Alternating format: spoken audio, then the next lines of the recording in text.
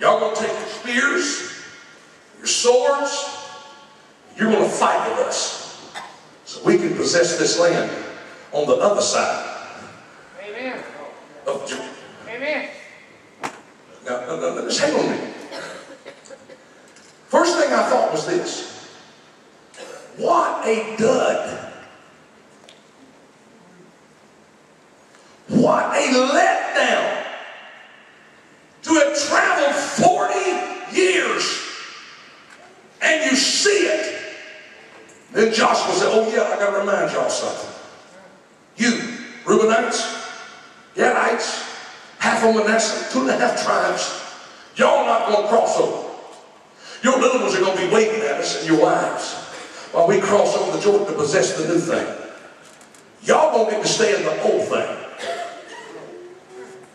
Because the old thing's where you belong. You know what? I used to think a little group in the church might prevent the rest of the church from advancing. But I found out God let them dance all around the church, but they won't ever enter into what He has.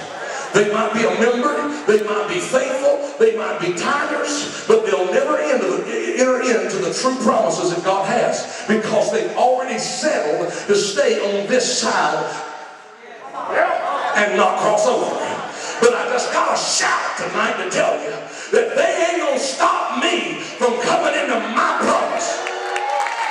You're not going to shout me down, honey. You ain't going to shut me up. I worked too hard to get where I'm at. I need too much carpet. I've seen the devil coming and tramps on me so many times. But I got back up and I kept going. And I'm not going to enter in and possess what God said was mine.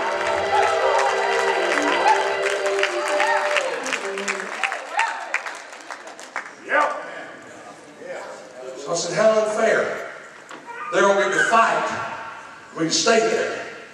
But they're going to turn right around and go back to the side. To the old way. Ain't nothing wrong with the old way. But it's old. Amen. You can't take the old stuff into the new thing. Amen. That's right. That's right. Yep. When I went back to my church, been gone for 8 years. The first thing that happened was when I came in, we had a meeting. I had a meeting with the leadership. They said, we're so glad you're back here. We want the old stuff back.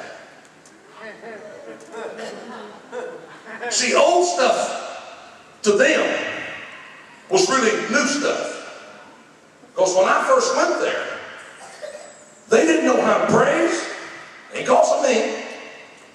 I just ain't gonna live up in no dead stuff. Yep. Yep. Amen. One day we're standing there. I birthed this church 17 years ago. We're standing up one day, right after we just got through. I said, well, let's leave it. Y'all just have to bear with me. We were singing out the hymn book. I'll fly away, oh. Anything wrong with that song? I had a thing wrong with that song. But some of us have been singing with that song book in our hand for 200 years. Yep. We know every word of it.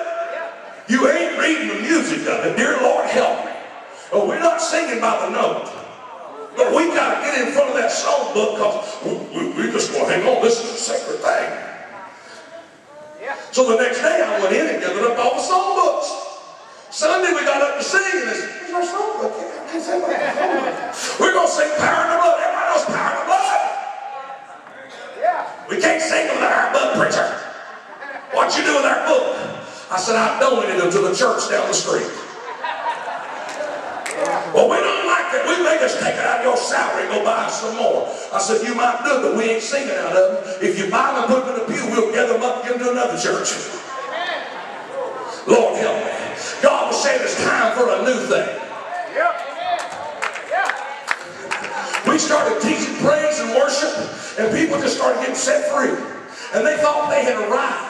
When I came back there 3 years ago when I went back to that church, they wanted me to go back to what they had been taught they thought was brand new. I said, since you've been asleep, the church has advanced and God has done some new stuff, and you're going to have to move with the Holy Ghost. Oh no, I think we ought to stay in the wilderness, honey. You can stay there if you want to. I'm going over. I got a taste of the promised land, and I can't go back.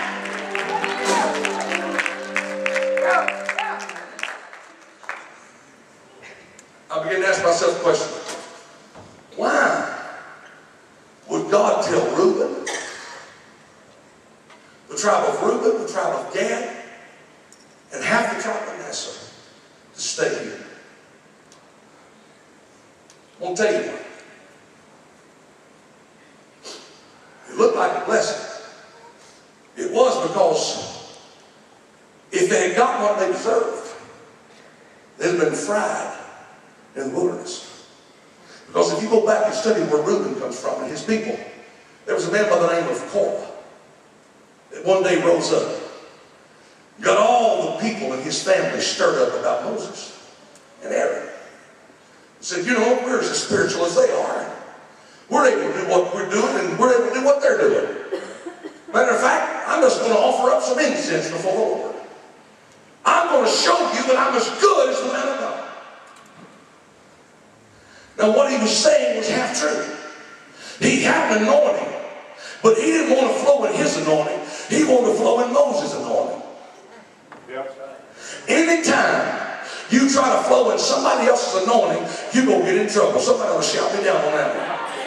Anytime you get jealous of somebody else's singing, I can do it just as good as she can. I can sing it like he can. I can dance like she can. I can preach as good as or better than he can. It doesn't matter what you can do better. If you're not anointed to do it, you better stay within your anointing or you're going to get in trouble.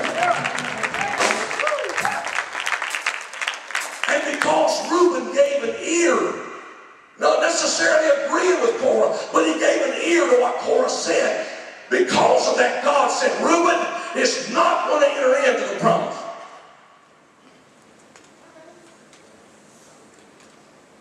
Second group, Gad. First group was rebellion. Second group's Gad. Now the Gadites, let me just tell you this. They were the ones who conducted and wrote praise and worship to God in the wilderness. They were the cadence makers. Y'all think the army just came up with live, you live, Yep.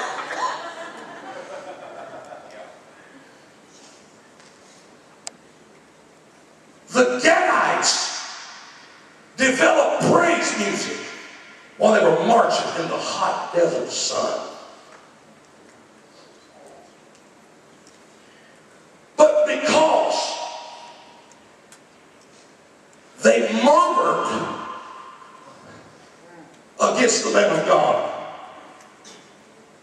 God said, Dad, you can't go. Yep. That's right. Oh, what about Manasseh? Manasseh was known as great warriors. Some 40,000 warriors in that tribe alone could take enemies down. Was used by God mightily to advance the kingdom. But because they had one thing they had a problem with. Every time things started going wrong, I'll show you quiet on me. They'd say stuff like, why don't we go back? Let's go back to Egypt. At least we had a flesh pot there. At least we had food to eat. Lord help me. Isn't it a shame when you come out of bondage that you have a desire to go back to it? I found out that when you study slavery, many slaves didn't know what to do when they were released. They would go back to their masters. They would say, we want to stay here. This is the life that we've always known. We don't want any freedom. Our freedom is here. I found out that the devil wants to make us compromise and to be satisfied with being under bondage and under the thumb of the enemy. We don't need to have a desire to stay there. Honey, it's time for for us to get uncomfortable with the devil having our lives bound up and tangled up. And somebody tonight in this house needs to break